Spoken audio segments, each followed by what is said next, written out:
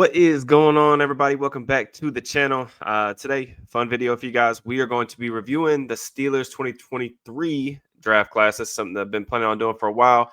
Special one for me because it was right after we launched the channel that this took place. So a lot of good memories, which, by the way, we are approaching 10,000 subs. I'd love to get there by the season opener. So be a friend, tell a friend, all that stuff. If they're interested in in-depth Steelers content, football content, I'd really appreciate you guys, spreading the word. Thank you so much.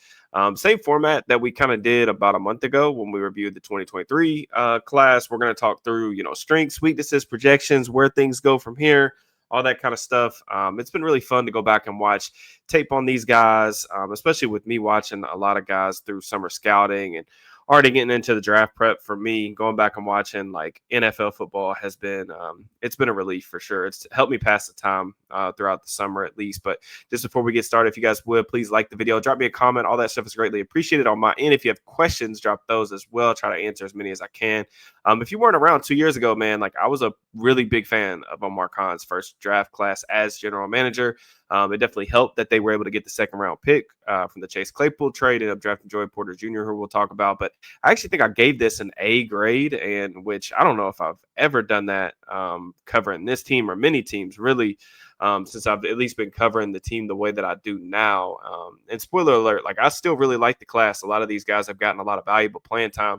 And it's been cool to kind of watch their development over the past, 24 months or so. But we'll kind of start with Broderick Jones. And while Broderick wasn't my preferred choice in the first round that year, still had an early second round grade on him.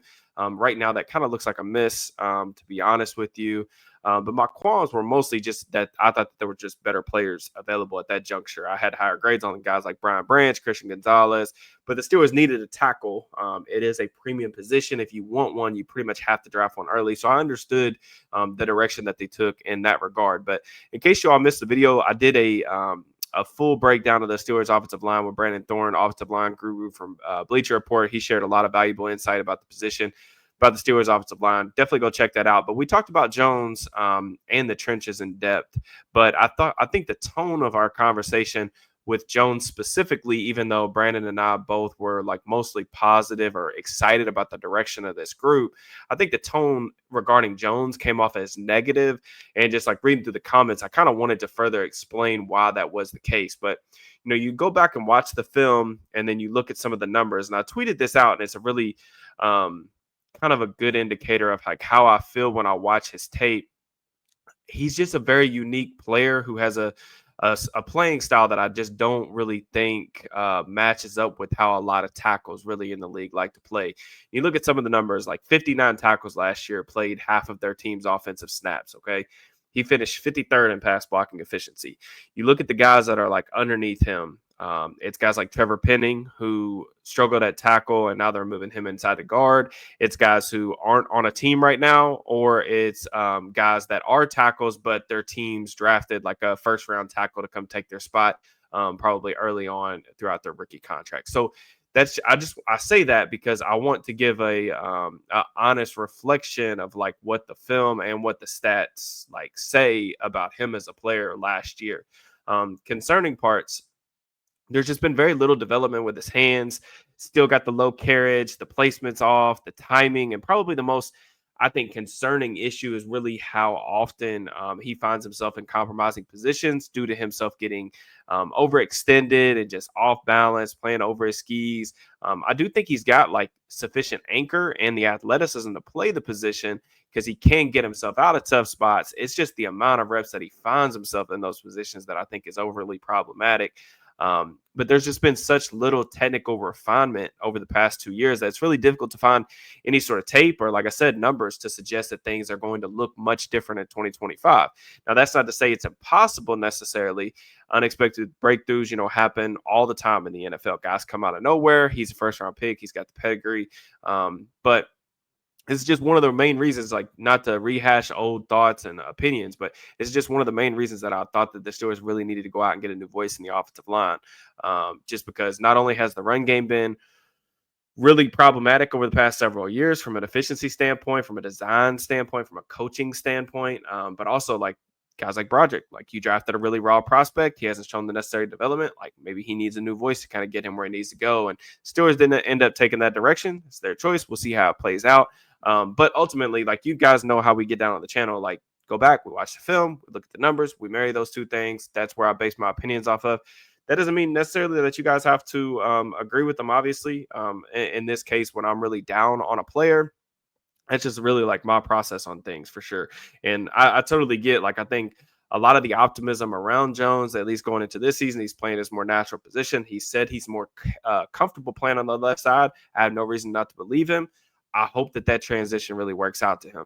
Now, I will say, just in my experience doing this, like studying, the game, everything, I don't think that there are really any examples, and this is something that I asked Brandon, of a player that is like really raw with his hands, footwork, pretty much all the technical aspects of the position, where a position switch or having switching sides being like the sole, I guess, solution to those problems. I just don't think that that's really how the position works. If you do, that's okay. We can disagree. But we will see this upcoming fall. Okay. The good news is, unfortunately, Fautanu did get hurt last year, so he got put back in the lineup. I always think like getting more experience for young players like that. This is a guy who needed reps, even if those reps haven't necessarily, I think, really helped his development so far. But the pass pro struggles as a rookie were really, I thought, evident, but the issues in the run game really were more frustrating to me last year. I thought that there were so many good flashes of him as a rookie once he got inserted into the starting lineup. We saw some nice backside cutoffs on zone blocking assignments. I thought that was going to be a seamless fit with Arthur Smith's like wide zone, mid zone system coming in here last year. And just like some of the stuff he was able to do out in space. But like last year, we didn't really see him generating the same amount of displacement on a regular basis. And, the best things I thought he did last year on tape were really like down blocks versus three techniques. And then the occasional like combos with the guard working up to the second level. But just too many mental errors. And in order to sustain blocks really further in the rep, man, he's going to have to fix his hands. It's not just a problem in pass pro. It's also a problem in the run game. Too wide. He's falling off blocks consistently, trying to like shoulder check people. It's not going to be a successful way to play tackle in the league. So I'm really skeptical that things are going to get noticeably better in pass pro. We will see. I will say that like his rookie performance against the Ravens at left tackle was encouraging. Probably his best game maybe to date in pass pro. So maybe that is the solution. We'll see. But I am more optimistic about the run game stuff being better next year because of, like he said, he's in better shape. He's dropped a little bit of weight. I would like to see him as a puller a little bit more because I thought on gap scheme concepts, getting him out in space, allowing him to get through the hole. Those were some really like high-end flashes as a rookie and some of the best stuff that I thought he did. And in order for, the Steelers, they'd probably be operating a little bit more in the gun this year with Rodgers. So try to weaponize his athleticism a little bit more. So it's a big year. We'll see. I will say that it's really important for them to be able to at least rely on him as a starting caliber player, even if he doesn't reach his ceiling, just because next year they're going to have to be aggressive in going to get a quarterback, probably going to have to trade up, use a lot of resources in fixing that problem. You don't need to throw another problem on the draft needs board at tackle, especially after you just spent 2 first-round picks at tackle with him and Fautanu. So kind of moving on to the next player. That was a long-winded discussion, but I thought it was important to kind of explain some of the things I was talking about in that previous video. But with Joey Porter Jr., so I was really impressed with Porter's rookie film, man, after he allowed just 1 touchdown. He really showed that he could handle and won a lot of matchups against opposing teams' top wideouts. I was really encouraged by his rookie film. So much so that I think I actually put him, like I do an article every year that's like the 10 best players on the roster. I think I had him like 5th or 6th after his rookie year. I think I dropped him to 7 or something like that this year. I don't know the exact ranking, but I was really high on him for sure.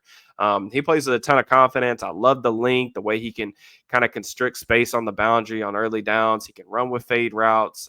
He can play the back shoulder. He can play the catch point. I really think that he has like recovery length. Is the way that I like to describe it. But, as a rookie, he finished number 1 among corners in EPA per target in 2023.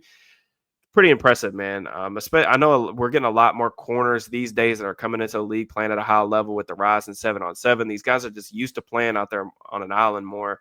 But still, for a guy to come in and play like that, it doesn't happen every year, and I thought that deserved a lot of recognition. Last year, he kind of fell to 76th in that regard. A lot of that is just due to penalties. He was flagged 17 times. That was 5 more than anyone else in the league on the defensive side of the ball. So we all know that's an issue, right? But when I go back and watch the tape, a lot of it is really like fixable stuff. It's really the same things that we talk about with the offensive line. Those two positions are reactive positions. There are a lot of similarities between the two. Corners, they have to trust themselves to get out of compromising position. When you play this much press coverage, and that's really where Porter wants to play, it's a way for him to use his size, use his length to kind of dictate the terms at the line of scrimmage. You're going to lose reps early. It is the a fact of the matter. Wide receivers at this level, they're so good. They've got great footwork. They understand how to have like a varied release package to keep you off balance. But I do think his technique has gotten better at the line of scrimmage. Like his footwork is a little less clunky. There's less him opening up the gate and giving up free releases.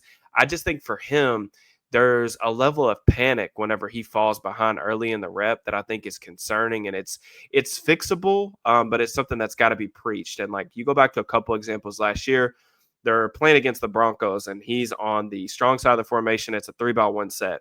Cortland Sutton gives him like a C-step release, so he goes in, out, back in. Well, when a receiver is at the number one position, okay, and he takes an inside release, there's like 95% of the time you're going to get a dagger route. You're going to get some type of in-breaker from number one. Even if 2 and 3 are vertical, if he goes inside, the likelihood of him actually trying to like stack you and beat you over the top, the spacing is not there, even against man coverage. Like you very rarely see like inside release go balls. It happens, but not a ton. Like most often you're going to get the dagger and you've got help there. So instead of like him trying to undercut the route and find the low hip, lead his guy to his help, really, right in the middle hole. He ends up like trying to just grab on for dear life, and it's an easy holding penalty because you see Sutton's jersey hanging off of him. The Cincinnati game, with Higgins is one that you can point to too. Like that was a really physical battle, but he was just really undisciplined, hands to the face penalties. I think that stuff is definitely correctable. I would say I wrote an article today about like how I really do think that he's the biggest beneficiary to the Steelers offseason plan, even if I think some of the parts of it have been really confusing, because getting Darius Slay, who I think is one of the game's like premier technical savants, and then getting Jalen Ramsey, who I think is really like this physical force, unlike really anything that we've seen like in this era. The way that Slay, his footwork, his ability to pedal, his ability to consistently stay square to the wide receivers, his route anticipation.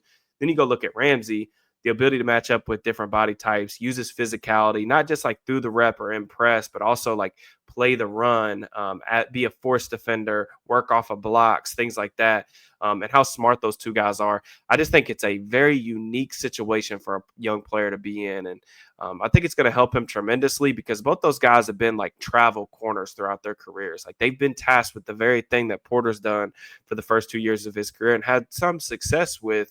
And I just think that those meeting rooms should be really beneficial for him to be able to pick up on all those tips. And I have no reason not to believe that he's a really bright kid. I've heard nothing but great things about him in like the film room and his work ethic and things like that. So I'm excited about that. I just think the other thing that I would point to is just the zone urgency needs to continue to improve. I think that his temperament really takes an uptick in man coverage. I think he relishes those opportunities, but the NFL is still a primarily zone coverage league. And if we expect the Steelers to be maybe a little bit more flexible, a little less static, hopefully on the back end with these new additions that they've got, Porter's going to have to, improve his zone coverage as well. And I think that there was a small incremental step forward last year, but it's still probably not where it needs to be. But I think the film is really good for the most part. It's just really about consistency and eliminating those negative plays. Like I said, you clean up the penalties. I think a lot of the concerns will stop being talked about as much, and you'll start to see some more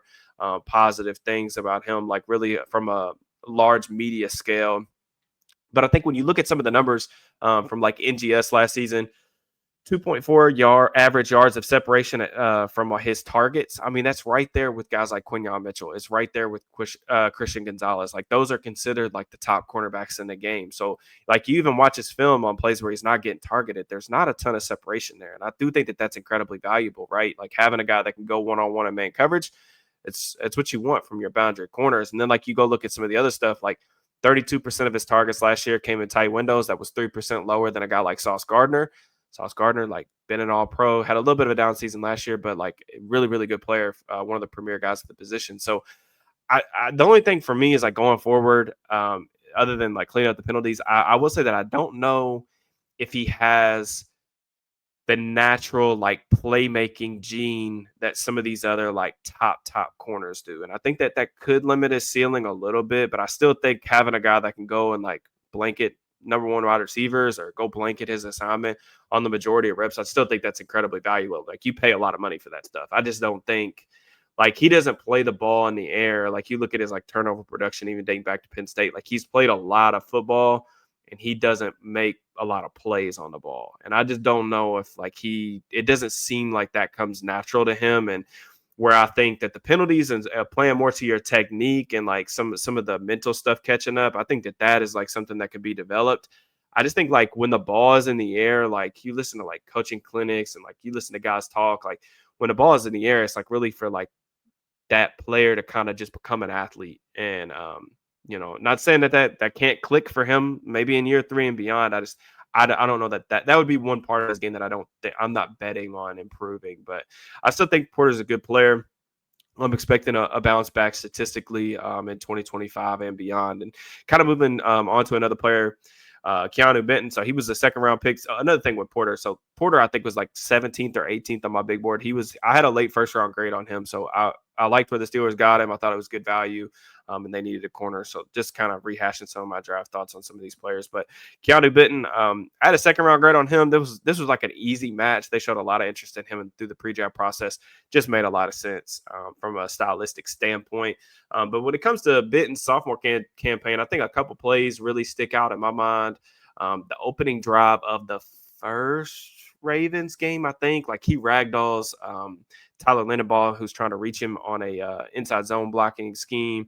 He ragdolls him, stops Derrick Henry for a nice run stop. The next one, honestly, I think I was thinking about maybe doing an article or video on this about like the most underrated plays of last season. I think the most underrated play from a Steeler last season that I saw was his play late against the Commanders. Jaden Daniels is at the line of scrimmage. He's in gun, and the Steelers have a really light box. They're trying to spread out the formation. There's not many guys in the box. He checks to a quarterback draw.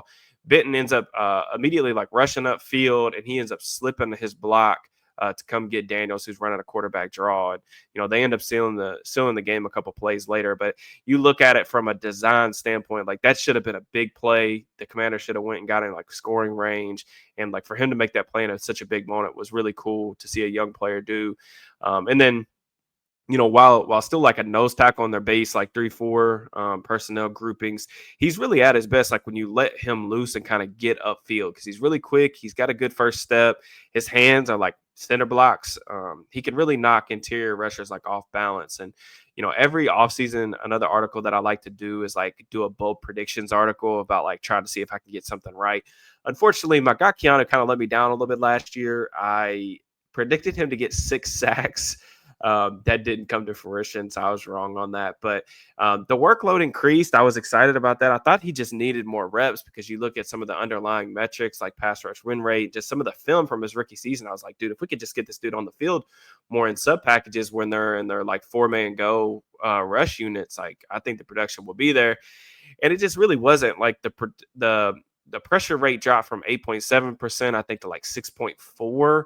And I just think a little bit of that is really just, I think, an over reliance on his primary move. Like one thing that I noticed, like his primary move is a club swim.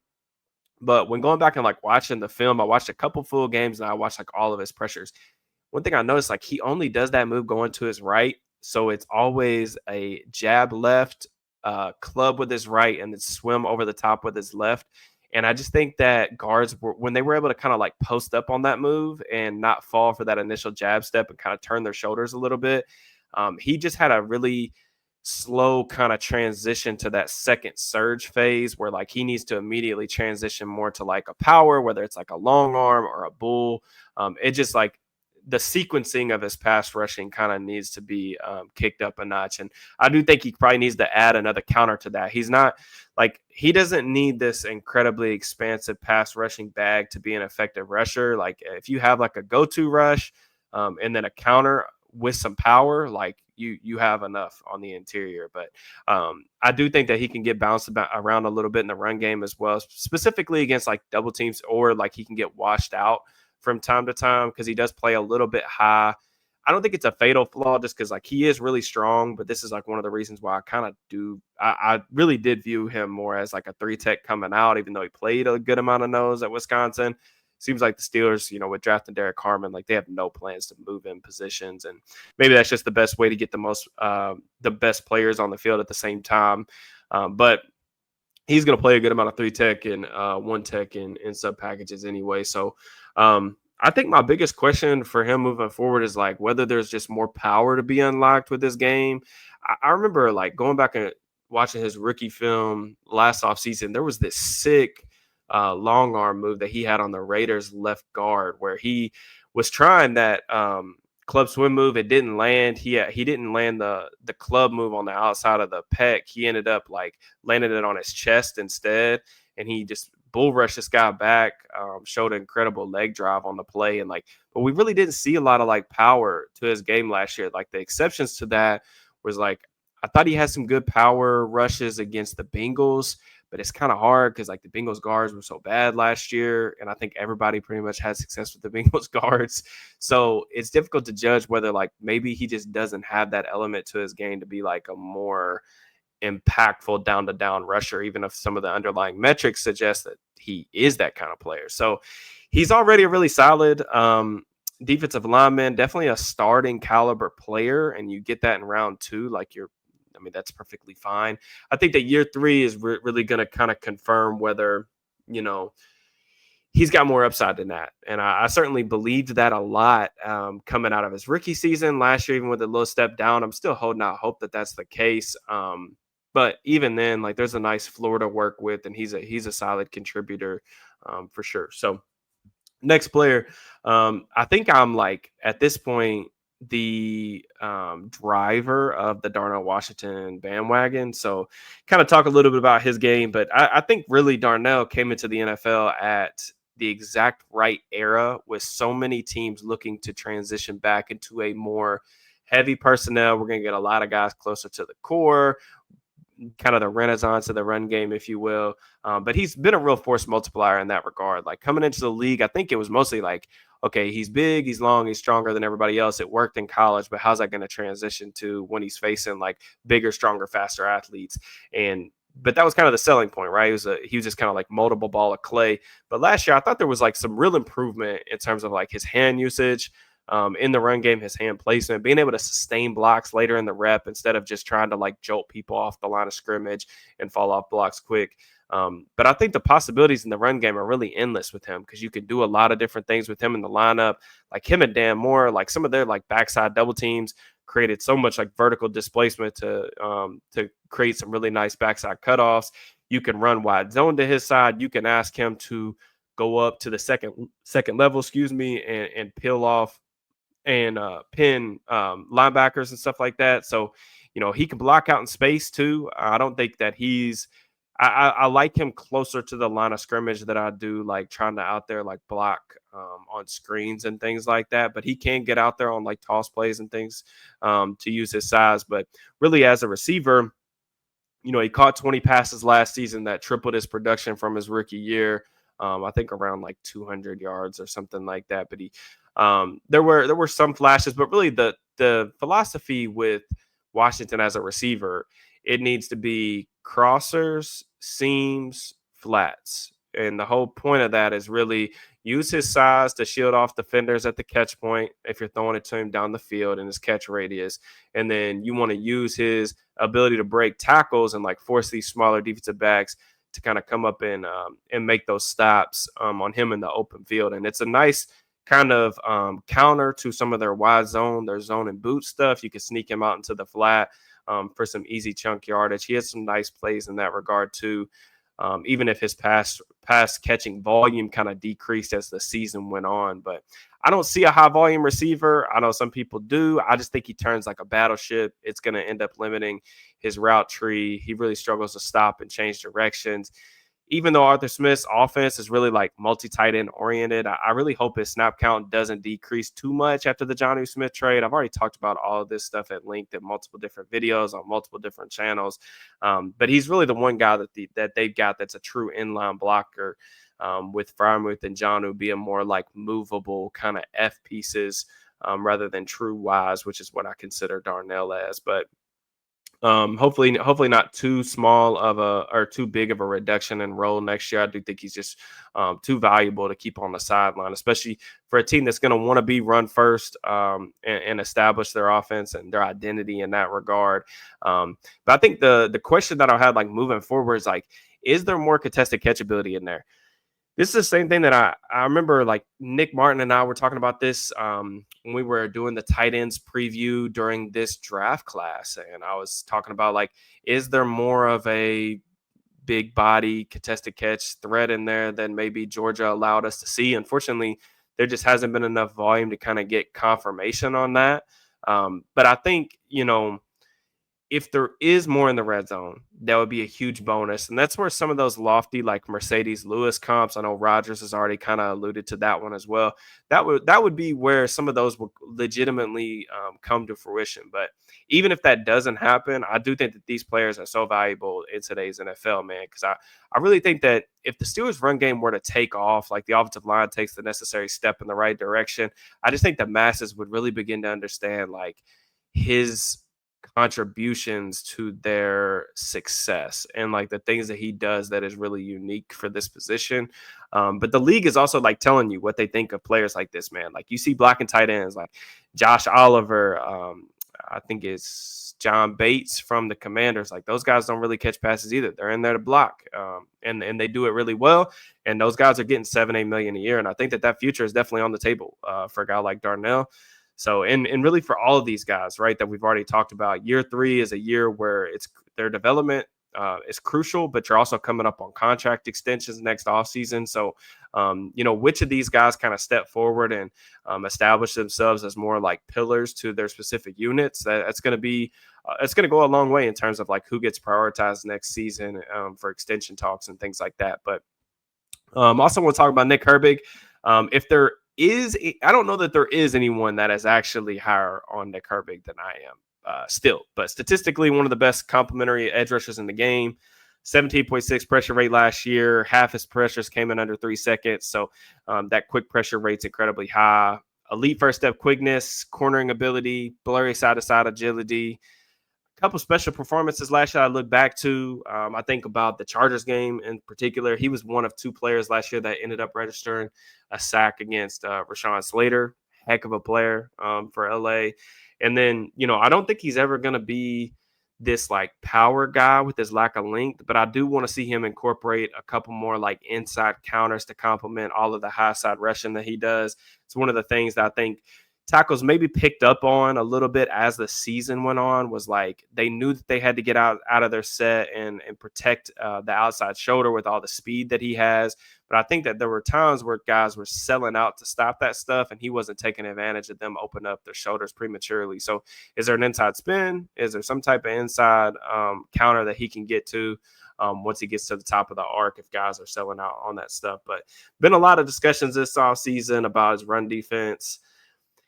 I don't want to really get into all that stuff on this video, but like most of that stuff, I really just feel like are overblown, to be honest with you. It's kind of the same thing in a way of like what's happening with like Minka on social media right now, where it's a lot of like finger pointing, I think, as just this convenient like scapegoat to avoid having some uncomfortable conversations about like other issues that are actually on the roster that are actually on film.